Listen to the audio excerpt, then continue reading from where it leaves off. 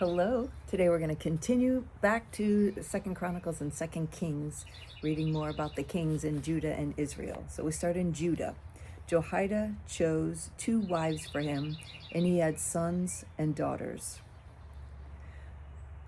Sometime later, Joash decided to restore the temple of the Lord. Joash said to the priests, "Collect all the money that is brought as sacred offerings to the temple of the Lord, the money collected in the census, the money received from personal vows, and the money brought voluntarily to the temple. Let every priest receive the money from one of the treasurers, and let it be used to repair whatever damage is found in the temple." He called together the priests and Levites and said to them, "Go to the towns of Judah and collect the money due annually from all Israel to repair the temple of your God. Do it now." But the Levites did not act at once. In Israel. In those days, the Lord began to reduce the size of Israel. Hazael overpowered the Israelites throughout their territory east of the Jordan in all the land of Gilead, the region of Gad, Reuben, and Manasseh, from Aroer by the Arnon Gorge through Gilead to Bashan. As for the other events of Jehu's reign, all he did and all his achievements, are they not written in the book of the annals of the kings of Israel? Jehu rested with his fathers and was buried in Samaria. The time that Jehu reigned over Israel in Samaria was 28 years.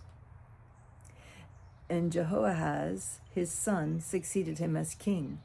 In the 23rd year of Joash, son of Ahaziah, king of Judah, Jehoahaz, son of Jehu, became king of Israel in Samaria, and he reigned 17 years. He did evil in the eyes of the Lord by following the sins of Jeroboam. It's not a new name. I don't know, that was hard. All right, let's go back.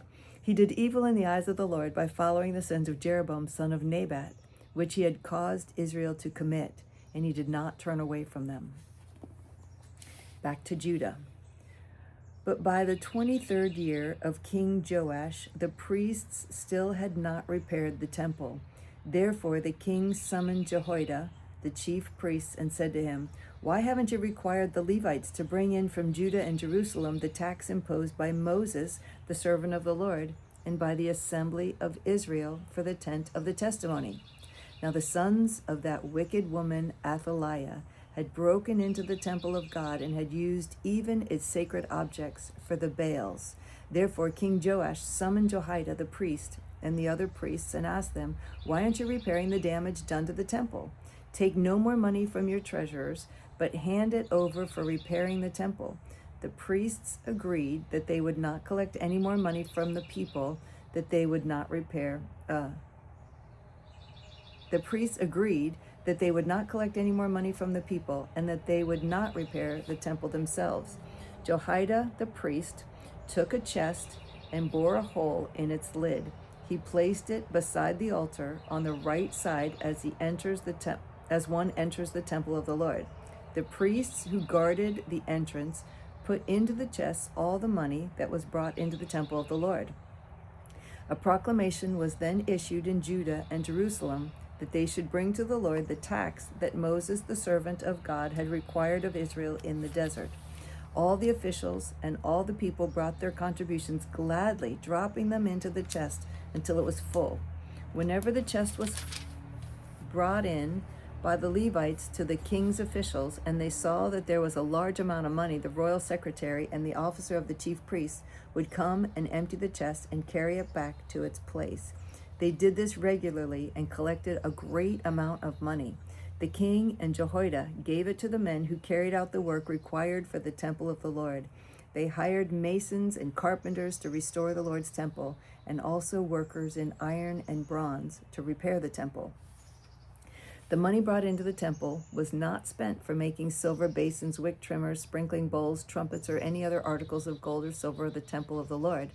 It was paid to the workmen who used it to repair the temple. They did not require an accounting from those to whom they gave the money to pay the workers, because they acted with complete honesty. The money from the guilt offerings and sin offerings was not brought into the temple of the Lord. It belonged to the priests. The men in charge of the work were diligent, and the repairs progressed under them. They rebuilt the temple of God according to its original design and reinforced it. When they had finished, they brought the rest of the money to the king and Jehoiada, and with it were made articles for the Lord's temple, articles for the service and for the burnt offerings, and also dishes and other objects of gold and silver. As long as Jehoiada lived, burnt offerings were presented continually in the temple of the Lord. Now Jehoiada was old and full of years, and he died at the age of 130. He was buried with the kings in the city of David because of the good he had done in Israel for God and for his temple. Sorry, my eye is itchy. Sorry, I keep scratching it. After the death of Jehoiada, the officials in Judah came and paid homage to the king, and he listened to them. They abandoned the temple of the Lord, the God of their fathers, and worshipped Asherah poles and idols. Because of their guilt, God's anger came upon Judah and Jerusalem. Although the Lord sent prophets to the people to bring them back to him, and though they testified against them, they would not listen. Then the Spirit of God came upon Zechariah, son of Jehoiada, the priest. He stood before the people and said, "This is what God says. Why do you disobey the Lord's commands? You will not prosper. Because you have forsaken the Lord, he has forsaken you." But they plotted against him, and by order of the king, they stoned him to death in the courtyard of the Lord's temple. King Joash did not remember the kindness Zechariah's father Jehoiada had shown him, but killed his son, who said as he lay dying, "May the Lord see this and call you to account." Back in Israel. So the Lord's anger burned against Israel, and for a long time he kept them under the power of Hazael, king of Aram, and Ben-Hadad, his son. Then Jehoahaz sought the Lord's favor, and the Lord listened to him, for he saw how severely the king of Aram was oppressing Israel. Nothing had been left of the army of Jehoahaz except 50 horsemen, 10 chariots, and 10,000 foot soldiers, for the king of Aram had destroyed the rest and made them like dust at threshing time. In Judah, at the turn of the year, the army of Aram marched against Joash. It invaded Judah and Jerusalem and killed all the leaders of the people. They sent all the plunder to their king in Damascus.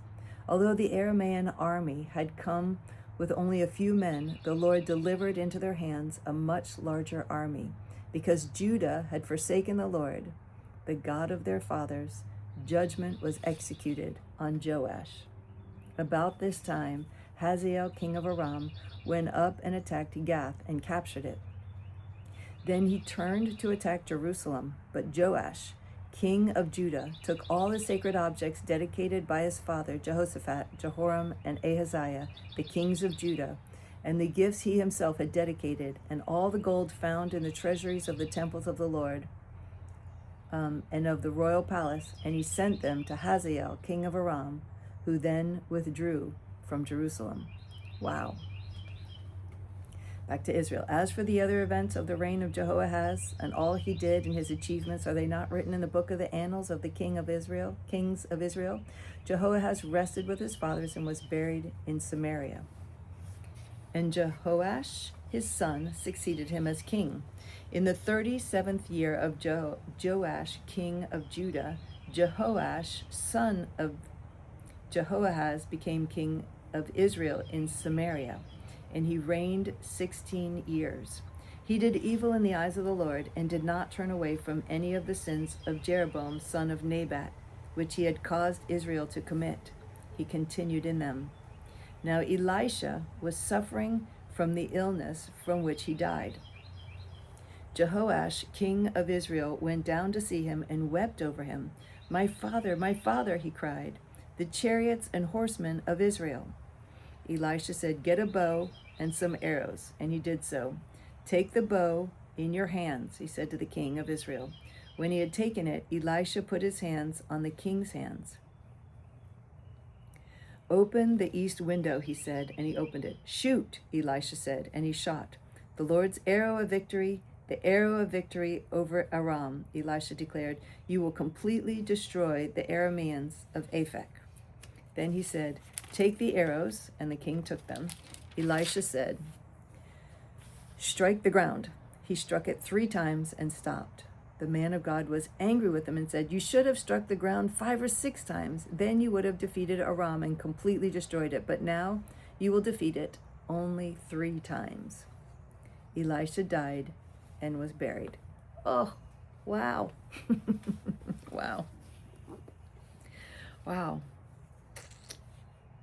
Wow. I wish he had said, hit the ground 5 or 6 times, 7, 8, 9 times.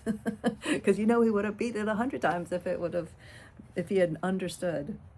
So some of these conversations, we just wonder. Anyway, back in Judah. His officials conspired against him and assassinated him.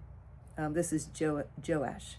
His officials conspired against him and assassinated him at Beth Milo on the road down to Sila. When the Arameans withdrew, they left Joash severely wounded. His officials conspired against him for murdering the son of Jehoiada, the priest, and they killed him in his bed. So he died and was buried in the city of David, but not in the tombs of the kings. Those who conspired against him were Zabad, son of Shimeath, an Ammonite woman, and Jehozabad, son of Shimrith, a Moabite woman. The account of his sons, the many prophecies about him, and the record of the restoration of the temple of God are written in the annotations of the book of the Kings. Okay, so that's all for today. So thank you for joining me. It's always a pleasure to read with you. I love you so much. I look forward to reading with you again tomorrow.